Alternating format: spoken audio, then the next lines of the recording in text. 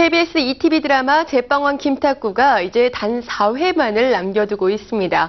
시청률 50%를 넘길 수 있을지 정말 기대가 많이 되는데요. 자세한 소식을 머니투데이 전영화 기자와 함께 알아보겠습니다. 안녕하세요. 안녕하세요.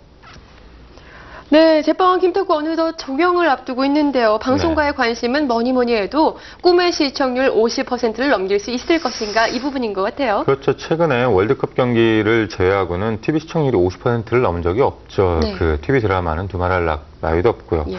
그런데 제빵왕 김탁구가 지난 2일이죠. 48.4%를 기록한 뒤로 50%를 돌파할지에 대한 기대감이 많이 모아지고 있습니다. 이 같은 시청률은 지난해 10월이죠. KBS ETV 솔렵집 아들들이 마지막 회 시청률이 48.6%가 나왔는데요. 그것과 별로 그 차이가 없는 수치입니다. 네. 대장금 이후에 TV 드라마가 50%를 넘어선 적이 없었기 때문에 흥미진진한 관전 포인트가 아닐 수 없습니다. 네, 정말 기대가 많이 돼요. 많은 분들이 또 시청을 하고 기다리고 계시겠지만 어떤 결말로 맺게 될지 많은 궁금이 또 이어지고 있는데요. 그렇죠. 제빵왕 김탁구는 탄생의 비밀, 낙태 등 자극적인 소재들로 이제 시작부터 주목받기 시작해 그 다음부터는 대장금처럼 라이벌 구도로 눈길을 끌기 시작했는데요. 여기에 삼각관계와 후계자 문제 등 다양한 사건들이 흥미를 더했고요. 무엇보다 주인공의 성장 스토리라는 점이 공감을 얻었는데요. 그런 만큼 결말에 대한 관심이 커지고 있습니다. 최근에 마준과 유경, 이른바 마유 커플이죠. 이렇게 포옹을 하고 있는 사진이 공개가 됐는데요. 그러다 보니 이제 많은 시청자들이 삼각관계가 드디어 정리가 된 게 아니냐라는 추측이 일고 있는데요. 유경이 마준의 상처와 아픔을 이해하면서 결국 그 마음을 받아들이는 게 아니냐 이런 추측을 하고 있습니다. 네, 그렇게 되면 탁구가 너무 불쌍할 것 같은데요. 유경이 그 마음을 받아들이게 되나요? 스포일러니까 네. 아무래도 그 말씀을 드리기에는 그렇고요. 네. 네티즌 사이에서는 김탁구 결말 예상과 이와 같이 게임처럼 번지고 있는데요. 다양한 버전들이 만들어지고 있고요. 하지만 섣부른 추측은 하지 않는 게 좋지 않을까 이런 생각이 듭니다. 무엇보다 시청자의 이제 관심은 김탁구를 이제 괴롭혔던 악역들이 어떤 결말을 맞게 될지 궁금해하실 텐데요. 마준과 유경 같은 경우는 김탁구를 성장시킨 원동력이라고 할 수가 있겠죠. 전현아 씨가 연기한 서인숙 이나 정성문 씨가 연기한 한승재 역과는 좀 다르기도 하고요.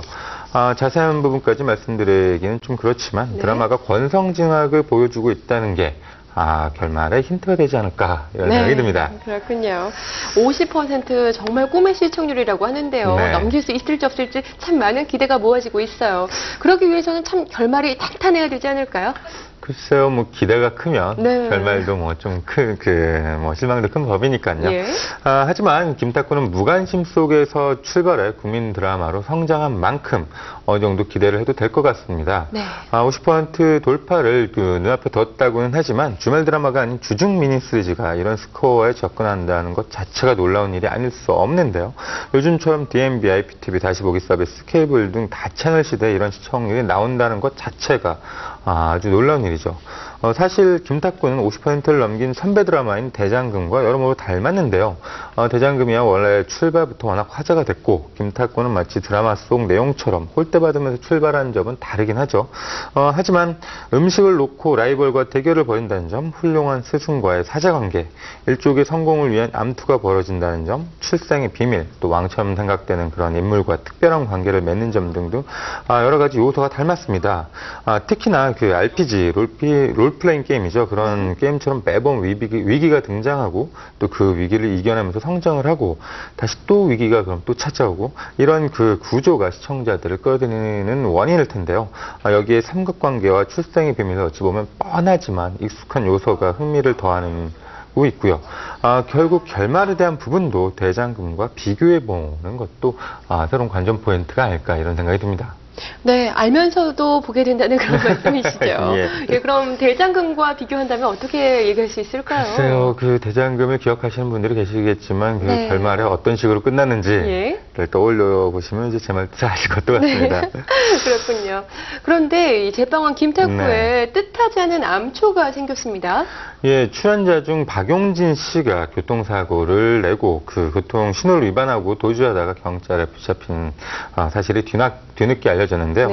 당시 박용진 씨는 음주 측정을 거부해 공무집행 방해 혐의가 더해졌고요. 결국 불구속 입건돼 검찰에 송치가 됐는데요. 오늘 오전 재판한 김탁구 제작진은 박용진의 출연 여부를 놓고 회의를 통해 결국 하차를 잠정적으로 결론을 내렸습니다. 제작사 관계자는 박용진이 이제 하차를 해도 드라마의 주 배경인 팔봉 빵집에서 거상가로 옮기면서 출연 분량이 자연스럽게 줄어들었기 때문에 드라마에 미치는 영향 거의 없을 것이라고 밝혔습니다. 네, 그런데요, 김탁구가 수백억 원을 벌어들이고 있다, 이런 얘기가 한간에 떠돌고 있는데, 이게 어느 정도 맞는 얘기인가요? 뭐, 부럽긴 하지만, 그게 꼭 사실이라기보다는 좀 다소 이제 과장된 측면이 있는데요. 하지만 KBS의 효자 노릇을 톡톡히 하고 있다는 것은 사실입니다. 지금까지 총 11개 나라에 수출이 됐는데요.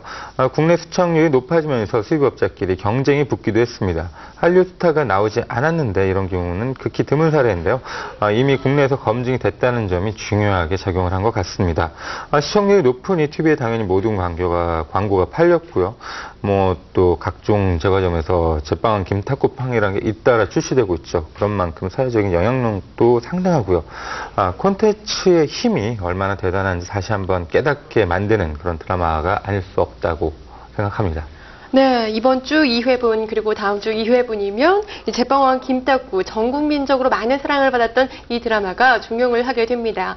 종영은 굉장히 아쉽지만요, 이제 탄탄한 즐거운 결말과 함께 또 높은 시청률도 기대해 보겠습니다. 지금까지 머니투데이 전영화 기자와 함께했습니다. 고맙습니다. 감사합니다.